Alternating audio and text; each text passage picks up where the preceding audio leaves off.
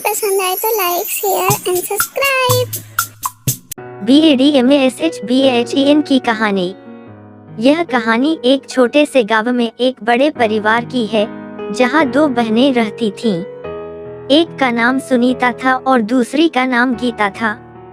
सुनीता बहुत ही सजीव और खुशमिजाज थी, जबकि गीता बहुत ही बदमाश और कामचोर थी।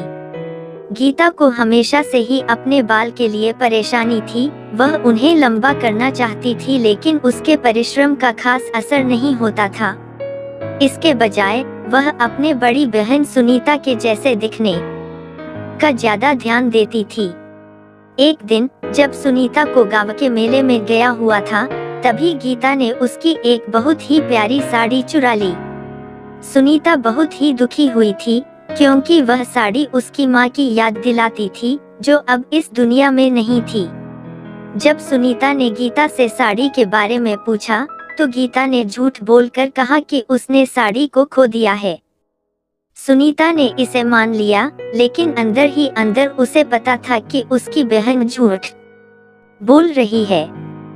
गीता की यह बुरी आदत कुछ दिनों तक चली, जब तक कि एक दिन उसके दोस्तों ने उसे चोरी करते हुए पकड़ लिया। वे गांव के अन्य लोगों को बुलाकर गीता को समझाने लगे। गीता को उसके किए के प्रति खेद और अपने दोस्तों और परिवार के साथ माफी मांगने का मौका मिला। वह निर्दोषी बहन सुनीता से माफी मांगी और उसे उसकी साड़ी वापस कर दी।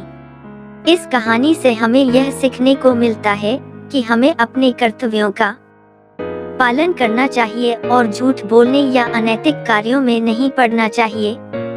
बदमाशी करने से हमें कुछ नहीं मिलता, बल्कि हमारे पास सिर्फ दुख ही बढ़ता है। इसलिए हमेशा सच्चाई और ईमानदारी से जीवन जीना चाहिए।